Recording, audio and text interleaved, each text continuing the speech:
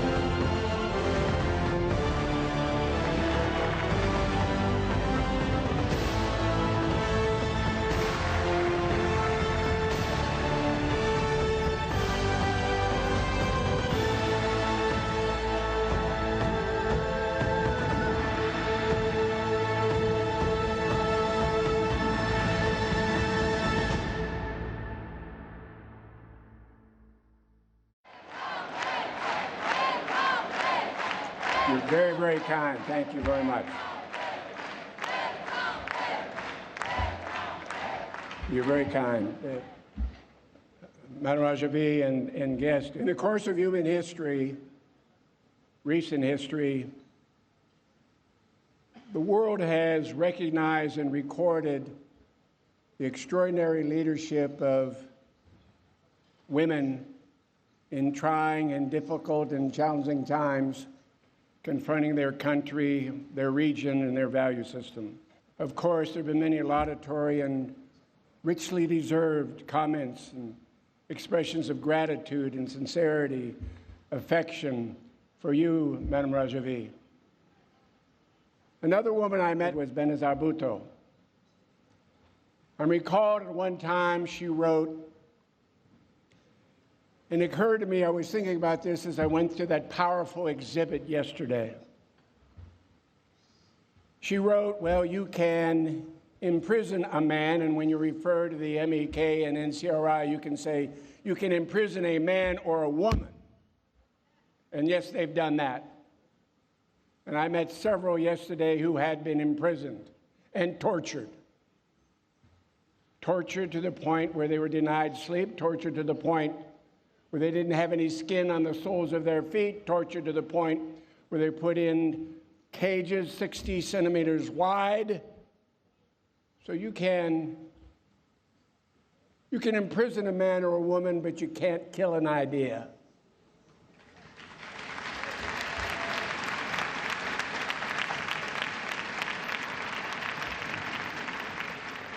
She also said, you can exile a man or a woman, and you can't kill an idea. And I say to each and every one of you, with whom I'm privileged to have many conversations over the years, we've listened today and will continue to listen to tributes to your courage, to your sacrifice, to your relentless pursuit of justice and liberty and freedom in your home, a country with a culture, a history rich in tradition and rich in contributions to the rest of the world. And as you engage in this fight today, you will not be denied. You will at the end prevail. You now fight for all those who cherish freedom and liberty and justice globally. And the fact there are so many men and women here from the diaspora of nations around the world who will look to you, and in many men and women who you've never met, probably millions around the world who look to you in your pursuit of freedom and justice. Their prayers are now with you, as your prayers were with me and with so many others, that you succeed, because at the end of the day, as my friend and so many people have referred to our friend, Senator McCain, sometimes in your life, you have the opportunity to pursue and embrace causes bigger than yourself. 120,000 men and women have died seeking and promoting and embracing a cause bigger than themselves. You today embrace a cause bigger than yourself. And at the end, you will prevail. There will be an open, pluralistic, non-nuclear, democratic Iran, and your courage, your sacrifice will be responsible for future generations to enjoy the liberty and freedoms of those of us blessed to live in countries that embrace those freedoms. Sometimes we take them for granted every day. We need to look to you and remind ourselves how precious those freedoms and liberties and opportunities are. Godspeed on your journey. We will be with you all the way to the streets of Tehran.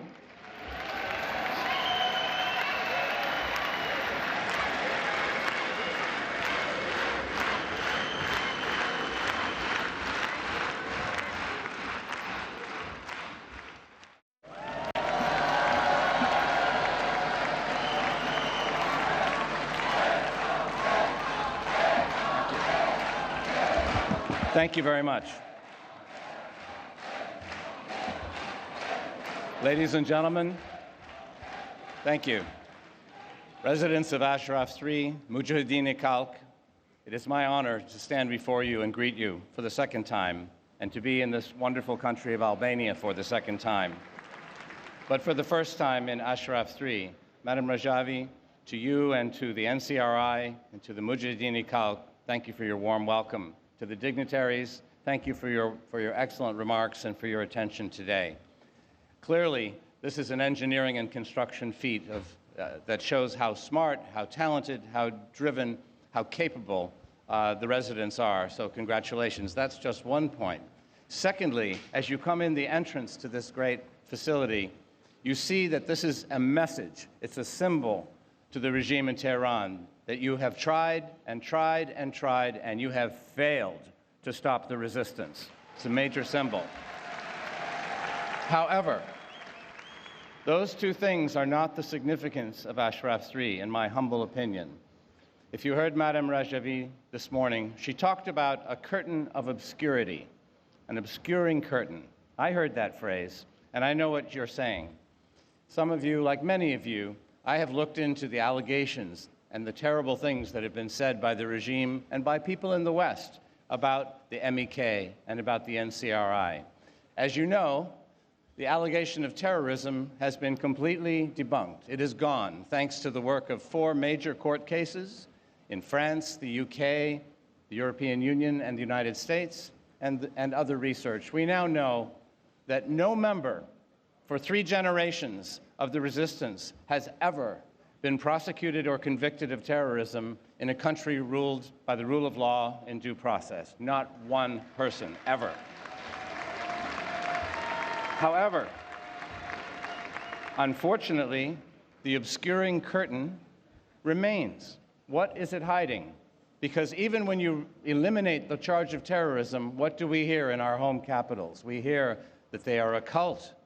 They are a cult. You shouldn't deal with them. They are a cult. Really? And how can we prove whether this is true or not? It's a human rights allegation that says that you, the residents of Ashraf 3, do not have the permission to think for yourselves because someone is telling you what to do. This is the reason, ladies and gentlemen, that the United Nations Secretariat insisted that they could not interview the residents at Camp Ashraf in Iraq. They would not be free to speak for themselves. All because of that obscuring curtain, the allegation of cult. They had to be moved into this prison called Camp Liberty. That's why they were moved, because they could not speak freely for themselves. How could we prove it one way or the other? Well, let me tell you what the significance of this place is. I have been here for 3 days now. Like many of my friends, we had a dinner with a hall full of women from the Mujahideen Iqalq, only women, for one evening. We walked under the stars. We spoke to them personally, privately. We heard amazing stories of courage, of conviction, of pain, of separation, of the choice of a lifetime. These were the actions of people who are stronger than me, who have a major heart, who have a mission in life, and who have made a choice, and they are dedicated to keeping that choice. Ladies and gentlemen, the obscuring curtain has been removed today. If all of you go back to your countries, never again should we hear the allegation of cult. It is gone forever. You are free. It's finished.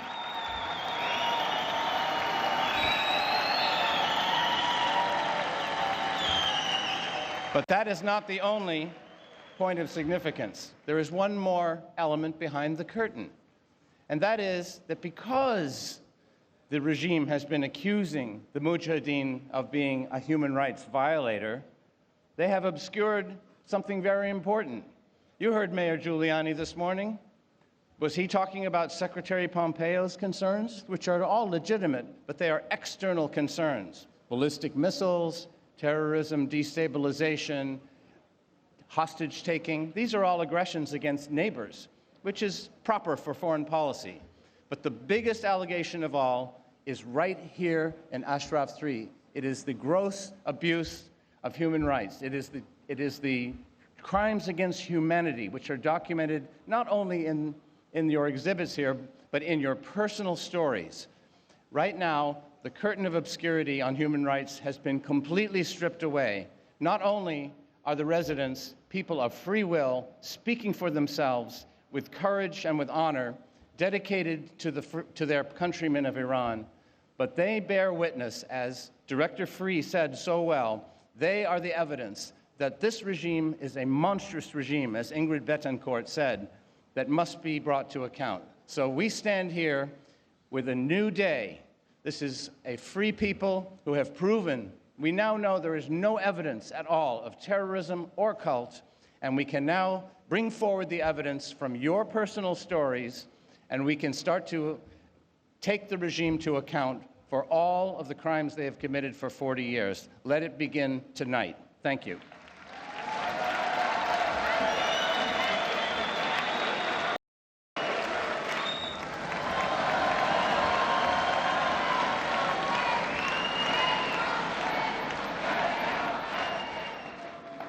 I'll limit myself to just the one point that struck me upon arrival here in Ashraf 3.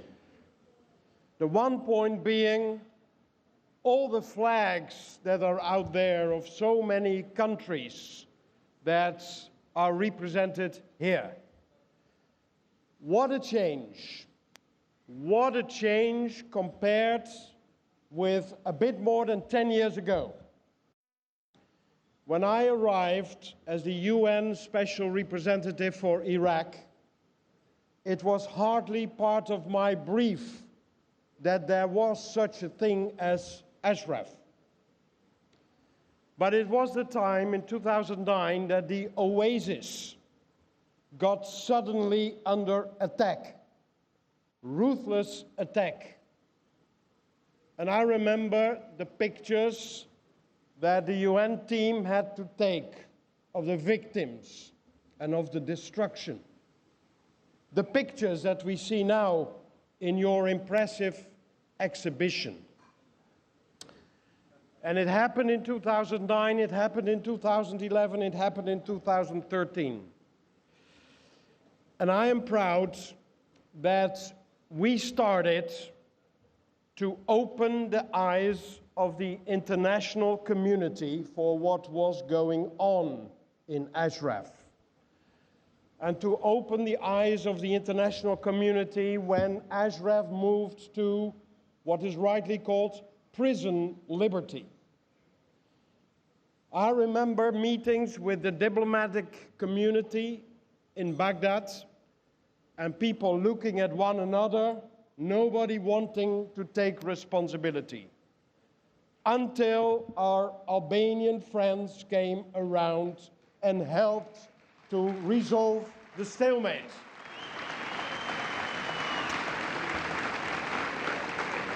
And this is my message to you. Your resolve has brought about being here in Ashraf 3, seeing all the flags that are welcoming us, visitors from the whole world, to support your cause. And I'm sure these flags will fly in the new Ashraf soon to come. Thank you very much.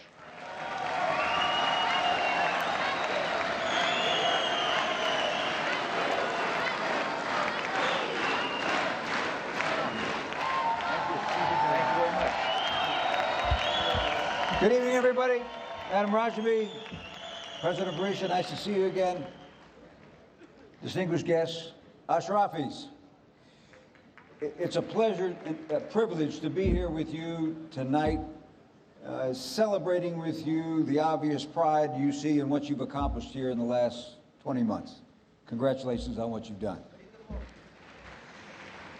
Yet over the last year, Iran's malign activities have only been increasing, and they've been driving up tensions across the Middle East, in Syria, in Lebanon, in Yemen, in Iraq, and across the Persian Gulf. Iran's behavior is not normal behavior, it's terrorist behavior. And no government that actively supports terror can be a productive player in our world today. So as has been said many times already today, it's time. Change must come to Iran. Many of us in the U.S. military, we have on-the-ground, first-hand experience with Iran, as all these gentlemen know from their time in Iraq. And we know and we have seen firsthand that Iran purposely uses terror and subversion to accomplish their political and ideological objectives. Iran regime is a challenge not only for the Iranian people, it's a challenge for the international community. And change must come to Iran. Let me just close by a couple of remarks directed at the residents of Camp Ashraf 3, the Ashrafis. What you have built here is a tribute to your courage, it's a tribute to your determination, and it's a tribute to your 168 comrades who lost their lives during your journey here.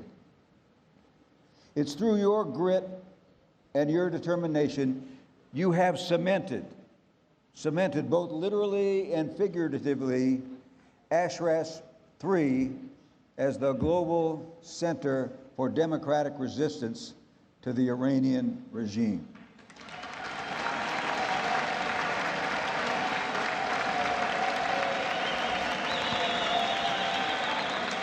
And because of you and what you've done, change will come to Iran. Thank you.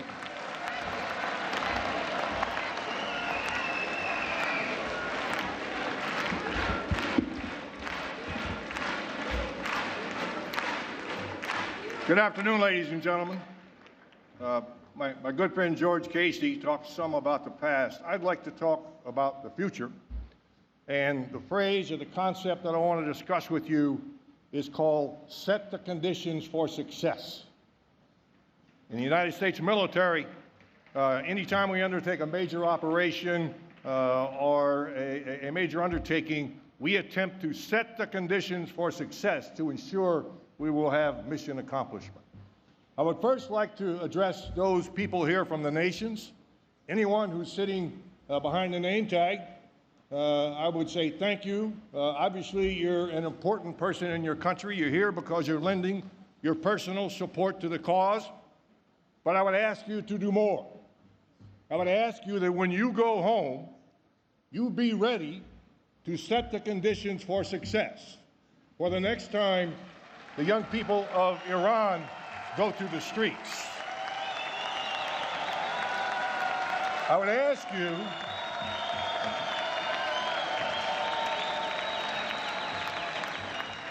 you to use your influence, your name, your positions to ensure that your government responds quickly in an endorsement to those young people who are potentially sacrificing their lives.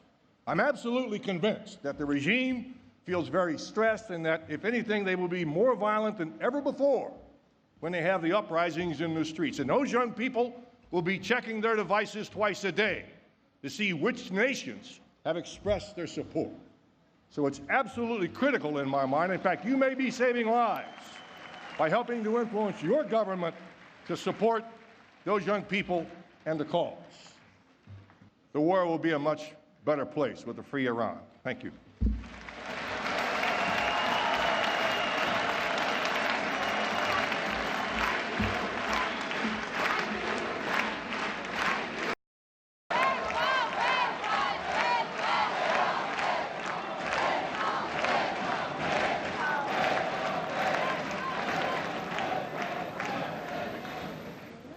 Madam Rajavi and friends from Ashraf, a dream has come true.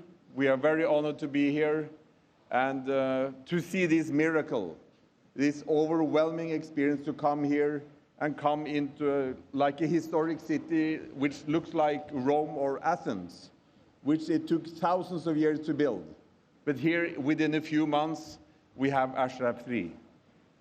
And it's fantastic for us to experience this, a modern city with all facilities, buildings, but a city which will write history. And we know that Ashraf 3 will forever be a historic city. And this is,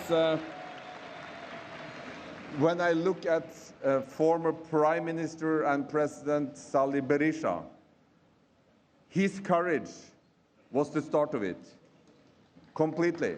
When all countries said no, thank you. But it's also because of the extraordinary leadership of Maryam Rajavi, her conviction, her commitment, her determination, and her perseverance. We have made great progress. Now it's a reverse situation where Iran is on the terror list and MEK is completely off. The Mullah regime is now struggling everywhere with the EU Commission. And of course, the firm stand of the US government has been very helpful. So now the biggest money launderer in the world, Iran, is facing problems everywhere and slowly having growing problems. We are very proud of the conviction and the perseverance, and we know that this will be strongly rewarded. Now the only thing left for the regime is lies. In all the capitals of Europe, all over the world, Iran is trying to impact journalists, politicians, but we know the truth will prevail. This movement stands for the truth completely. I have seen this through 20 years of commitment, and we know that the ground speaks. The truth will prevail, and our purpose is freedom, azadi. Maryam Rajavi is ready. We are ready, and we are encouraged about hearing these words so many times today. Ready. We are ready. Hasil.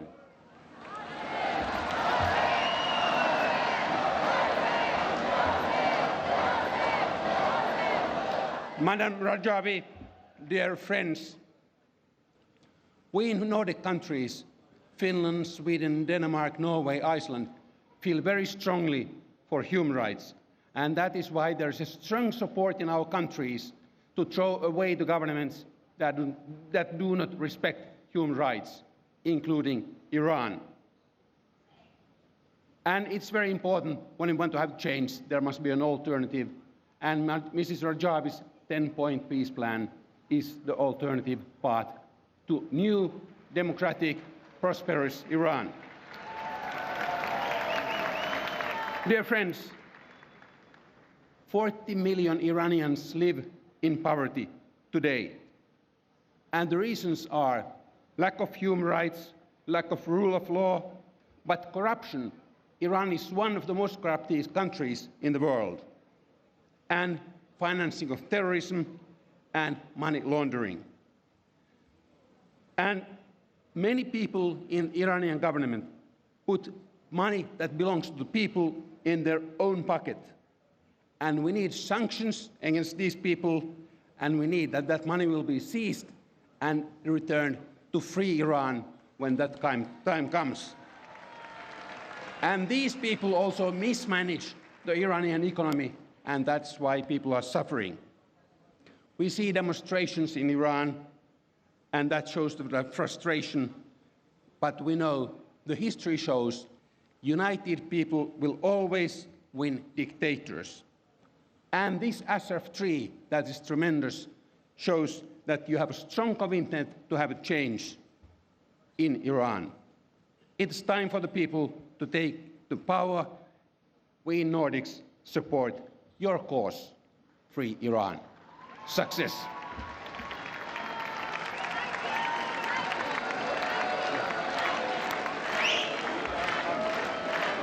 From the north, with power, Hassa, Hassa, Hassa.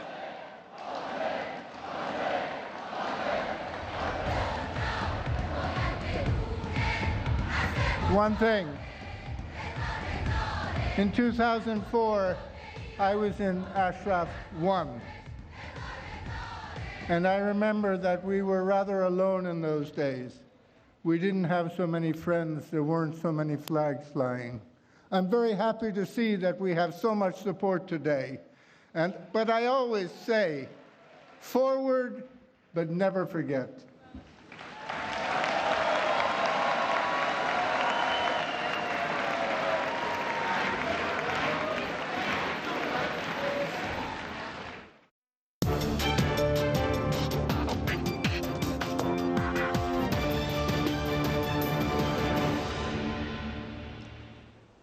با سلام به شما بینندگان گرامی، به ادامه اخبار این ساعت توجه فرمایید.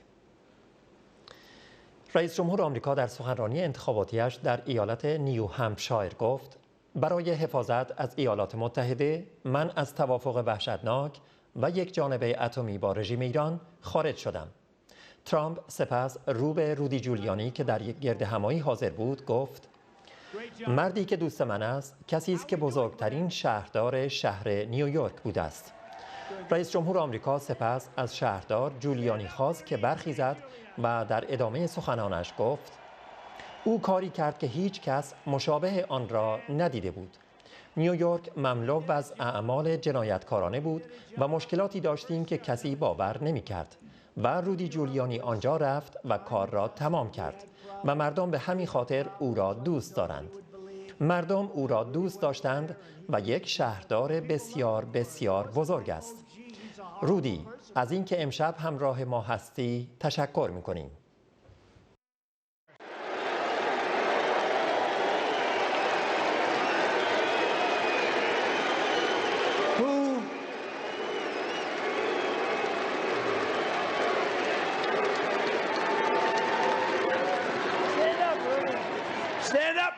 Rudy Giuliani.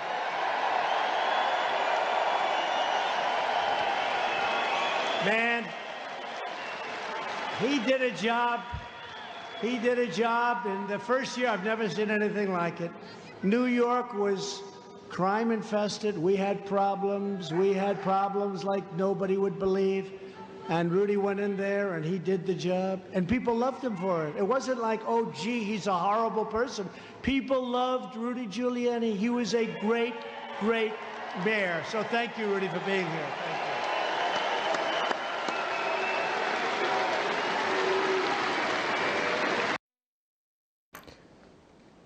ادامه خبرها. حاکی است که کشتی گریس 1 بعد از 24 ساعت از رفع توقیف همچنان در جبل طارق است. CBS نیوز گفت تانکر گریس 1 متعلق به رژیم ایران آزاد است ولی زود جبل طارق را ترک نمی کند. CBS گفت ناخدای این سوپر تانکر در کشاکش‌های دیپلماتیک دیگر نمی خواهد این کشتی را فرماندهی کند. وی گفت این کشتی نیاز به تعمیراتی دارد که مانع عزیمت فوری آن می شود. گزارش CBS حاکی است که این کشتی تحرکات بسیار مختصری داشت ولی از اساس ثابت مانده است. رویترز در این رابطه نوشت کشتی به سمت غرب تغییر موقعیت داده ولی کماکان لنگر انداخته و ثابت است و مشخص نیست که آیا آماده حرکت است یا نه. رویترز روز جمعه گزارش داد حکم دادگاه جبل الطارق برای رفع توقیف از نفتکش گریس 1 در پی تعهد رژیم ایران که این کشتی در بنادر سوریه و بنادر مورد تحریم اتحادیه اروپا پهلو نخواهد گرفت صادر شد. رویترز نوشت فابیان ریکاردو وزیر اول جبل الطارق گفت رفع توقیف از این کشتی بعد از گرفتن تضمین‌های کتبی از رژیم ایران صورت گرفته است. از سوی دیگر دولت آمریکا در هشداری جدید به تمامی ملوان‌ها و خدمه حرفه‌ای نفتکش‌ها هشدار داد که اگر درگیر حمل و نقل نفت و دیگر کالاهای تحریم شده رژیم آخوندی شوند مشمول تحریم‌های آمریکا خواهند شد. وزارت خارجه آمریکا طی بیانیه‌ای اعلام کرد ارزیابی ایالات متحده این است که نفتکش گریس 1 با انتقال نفت خام از ایران به سوریه در صدد کمک به سپاه پاسداران بود. آمریکا سپاه پاسداران را سازمان تروریست خارجی نامیده و خدمه کشتی‌هایی که با انتقال نفت ایران به سپاه پاسداران کمک کنند ممکن است از دریافت ویزای ورود به آمریکا محروم شوند. بیانیه وزارت خارجه آمریکا می‌افزاید جامعه ناوبری جهانی باید آگاه باشد که آمریکا در نظر دارد ویزای خدمه چنین شناورهایی را لغو کند. وزیر خارجه آمریکا نیز طی پیامی خطاب به ملوان‌هایی که درگیر حمل و نقل کالاهای مربوط به حکومت آخوندی هستند اعلام کرد اگر شما خدمه کشتی سپاه پاسداران یا سایر کشتی‌هایی که در لیست سازمان تروریست خارجی آمریکا قرار دارند بشوید ورود آینده خود به آمریکا را به خطر انداخته اید و این برای شما نمی‌صرفد. وزیر خارجه آمریکا خاطر نشان کرد کشتی گریس 1 که نفت از رژیم ایران منتقل می‌کرد بنا به ارزیابی آمریکا با سپاه پاسداران ایران همیاری داشته است. رویترز نیز گزارش داد وزارت خارجه آمریکا تاکید کرد در پرونده گریس 1 آمریکا سیاستش را در رابطه با تامین خدمات و کالا برای حمایت از سپاه پاسداران اعمال می‌کند.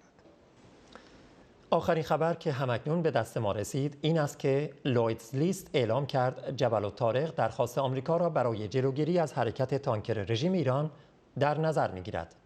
لویدز لیست نوشت همچنان که صاحبان گریس 1 به دنبال جایگزینی خدمه کشتی هستند، تحقیقاتی توسط بازجویان برای در نظر گرفتن درخواست آمریکا در جریان است. لویدز لیست نوشت بدین ترتیب زمان به ضرر این تانکر است. رویترز قبلا گزارش داده بود که پیکاردو وزیر اول جبل الطارق در مصاحبه با رسانه‌ها اعلام کرد احتمال ایجاد مانع حقوقی برای نفتکش گریس 1 همچنان وجود دارد و ممکن است پرونده این کشتی به خواسته آمریکا به دادگاه بازگردد. وی افزود موضوع فراخوان آمریکا مستقل از پرونده قبلی توقیف این کشتی بوده و مقامات در حال بررسی آن هستند و رسیدگی به آن یک پروسه قضایی دیگر می‌طلبد. حکومت آخوندی که ابتدا اعلام کرده بود کشتی گریس 1 عازم سوریه است، بعد از توقیف کشتی و احکام صادره از دادگاه برای استمرار توقیف آن در هفته‌های گذشته رویه انکار و حاشا در پیش گرفت تا بتواند تحریم‌های اتحادیه اروپا علیه بشار اسد را دور بزند. رژیم در یک سند مکتوب با سربرگ و امضای سفارتخانه‌اش در انگلستان تعهد داد که در صورت رفع توقیف از گریس 1 این کشتی به هیچ بندر یا کشوری که مورد تحریم اتحادیه اروپا است نخواهد رفت. اما بعد از صدور حکم دادگاه، سخنگوی وزارت خارجه رژیم و همچنین بعیدی نژاد سفیر رژیم در انگلستان تلاش کردند این تعهد را دور بزنند تا راه انتقال نفت رژیم برای رژیم جنایتکار اسد بسته نشود. گزارش‌های منتشر شده از جلسه دادگاه در روز پنجشنبه حاکی است که قاضی دادگاه جبل الطارق در هنگام اعلام حکم خود می‌گوید کشتی گریس 1 بر اساس تعهد رژیم ایران به اینکه در بنادر مورد تحریم اتحادیه اروپا نظیر سوریه پهلو نمیگیرد رفع توقیف می شود. قاضی همچنین تصریح می کند که دادگاه دادخواستی از سوی آمریکا برای ادامه توقیف نفتکش دریافت نکرده است، چیزی که برخلاف گزارش‌های منتشر شده قبل از آن در روز پنجشنبه است. در همین رابطه همزمان با دادگاه سندی توسط مقامات جبل طارق منتشر شد که نشان می‌داد سفارت رژیم در انگلستان تعهد داده است که این کشتی به بنادری که مورد تحریم اتحادیه اروپا قرار دارد نخواهد رفت. حکومت آخوندی در ابتدای توقیف نفتکش خود در جبل طارق اعتراف کرده بود که مقصد این کشتی یکی از بنادر سوریه بوده است. سفیر انگلیس در اعتراض به توقیف غیرقانونی یک نفتکش حامل نفت ایران در تنگه جبل طارق به وزارت خارجه احضار شد. صبح امروز نظامیان نیروی دریایی انگلیس با بالگرد نظامی و قایق‌های تندرو به نفتکش حامل محموله نفت ایران حمله ور شدند و آن را توقیف کردند. این نفتکش بزرگ حامل حدود 2 میلیون بشکه نفت فروخته شده ایران است که عازم پالایشگاه بانیاس سوریه بود. سروزیر دولت جبل طارق میگوید پالایشگاه بانیاس سوریه جزو املاک نهادی است که تحت تحریم‌های اتحادیه اروپا علیه سوریه قرار دارد. اتحادیه اروپا از 8 سال پیش علاوه بر حمایت از تروریست‌های سوریه دولت قانونی این کشور را از جمله در بخش نفت تحریم کرده است.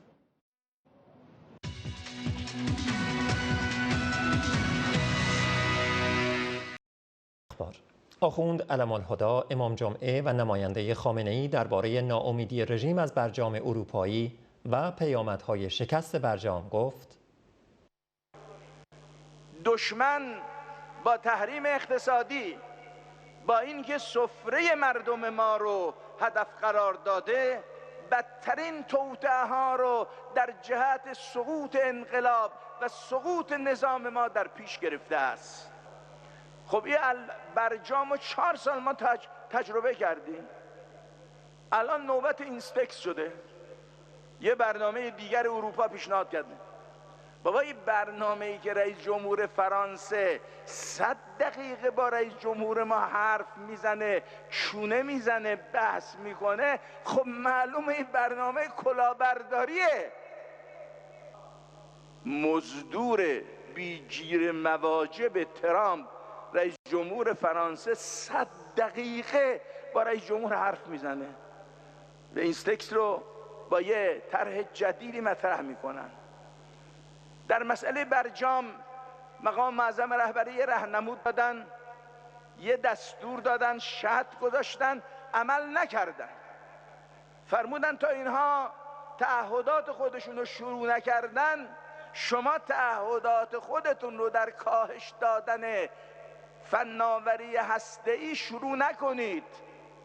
اونا اول شروع کنن. به هر مقداری که اونها عمل کردن شما در تعهدات برجامی عمل کنید. متاسفانه این کار نشد. کیم مقصر؟ ما کار نداریم. ما نمیخوایم جا مقصر تعیین کنیم. ما میخوایم تجربه رو بگیم. خب این نشد. از همون اول سانتریفیوژها رو کندن به صورت حلب پاره، ریختن یه طرف، بتون ریختن، مسئله آب سنگین عراق رو به کلی از بین بردن. خب این کارا رو کردن. ادامه خبرها. طوفان شن در مناطق استان سیستان و بلوچستان طی روزهای گذشته مشکلات فراوانی را به خصوص برای مردم نواحی شرقی و غربی این استان به وجود آورده است. یک رسانه حکومتی نوشت: خشکسالی، کم آبی و ادامه وزش‌های بادهای 120 روزه باعث کاهش دید افقی مردم این استان شده و آنها را خانه‌نشین کرده است. میزان آلودگی هوا در برخی از روزها به 26 برابر حد مجاز رسیده است.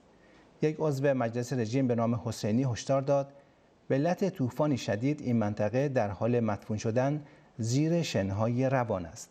آلودگی هوا در عسلویه نیز مردم این منطقه را دچار مشکل کرده است. یک هموطن درباره وضعیت عسلویه میگوید: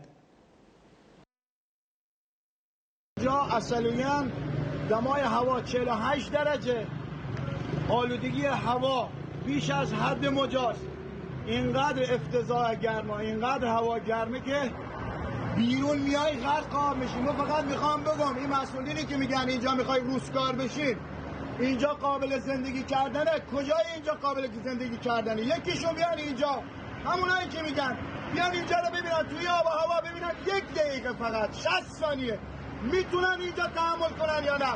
با این هوا، با این آلودگی، با این سمومی که اینجاست، با این حقوقی که میدن، با هیچ چیز ما نمیتونیم بسازیم.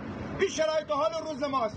اینو فقط به خاطر دل خودم گفتم که چقدر بدن من رفتم خون بدم، میگم سال تو بدنته، آلوده است بدنت.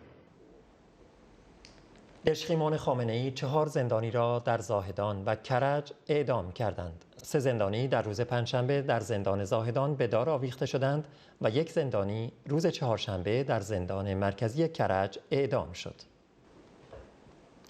در جریان جنگ و جدال‌های درونی رژیم در مورد مفهوم شعار اصلاح طلب اصولگرا دیگه تموم ماجرا، یک رسانه باند روحانی خطاب به باند رقیب نوشت: شاید دلواپسان متوجه نیستند که شعار تموم ماجرا در حقیقت اذعان به اعتراف به آن چیزی است که در حقیقت براندازان عنوان می‌کنند. یک برانداز چه می‌گوید؟ به بیان ساده براندازان می‌گویند که نظام به بنبست رسیده و نشان داده که در آن هیچ تغییر و تحولی نمی‌تواند به وجود آید و هر گونه امید بستن به تغییر و تحول در این نظام آب در هاون کوبیدن است. اگر این را بپذیریم، معنی شعار سال 96 یعنی دقیقاً همان چیزی که براندازان میگویند. کره جنوبی واردات نفت از ایران در ماه ژوئیه را روی 0 نگه داشت. رویترز نوشت در حالی که کره جنوبی نفتش را از آمریکا و امارات متحده عربی وارد می‌کند، واردات نفت از ایران را برای 3مین ماه متوالی روی 0 نگه داشته است. رویترز یادآوری می‌کند که کره جنوبی خریدار اصلی آسیایی نفت رژیم ایران بوده و بر اساس آمار اداره مالیات در ژوئیه سال گذشته بیش از 185,000 بشکه نفت از رژیم ایران خریداری کرده است. روزنامه حکومتی آلمان نوشت کره جنوبی، ژاپن و حتی هندوستان دنباله‌روی آمریکایی‌ها هستند. حتی چین که در مواضع اعلامی لفظی موضع انتقادی گرفته، در عمل حاضر نیست جمهوری اسلامی را به آمریکا ترجیح دهد. روس‌ها نیز ممکن است در مواضع اعلامی و رسانه‌ای انتقاداتی را مطرح کنند، اما به هیچ عنوان در مقام مقابله جویی با آمریکایی‌ها بر نخواهند آمد. کشورهای آمریکای مرکزی، خاور دور و برخی از کشورهای حاشیه خلیج فارس نیز این آمادگی را دارند تا دنباله‌روی آمریکایی‌ها باشند. حتی ترکیه در حال حاضر در برخی از فرودگاه‌های خود به هواپیماهای ایرانی سوخت نمی‌دهد. رسانه حکومتی جهان صنعت با سرخوردگی از برجام اروپایی نوشت مدت زمان زیادی به پایان التیماتوم نظام به اروپا باقی نمانده، اما تاکنون اقدامی عملی از جانب این کشورها دیده نشده. با این وجود همچنان دولتی‌ها امیدوار به اجرای تعهد از جانب کشورهای اروپایی هستند. یک روزنامه دیگر باند روحانی به نام آفتاب یزد نیز نوشت بازی سیاست در خاورمیانه تقریباً دست اروپایی‌ها نیست، بلکه در اختیار آمریکایی هاست. مگر بعد از خروج ترامپ از برجام اروپایی‌ها تاکنون چه کار مثبتی را توانستند انجام دهند؟ توییت ترامپ درباره فرانسه نشان می‌دهد که فعالیت‌های ماکرون نیز در بحث تلطیف اوضاع و کاهش تنش‌ها راه به جایی نخواهد برد. 2 دلال حکومت آخوندی در آمریکا به اتهام تلاش برای انتقال غیرقانونی قطعات تانک برای رژیم به دادگاه احضار شدند. به گزارش CBS، داریوش نیکنیان و ریچارد لاند قصد داشتند 500 برجک تانک‌های ساخت روسیه را برای رژیم ایران تهیه کنند. در صورت اثبات اتهام هر یک به 20 سال زندان و پرداخت جمعاً $1,000,000 جریمه نقدی برای نقض تحریم‌های آمریکا محکوم خواهند شد.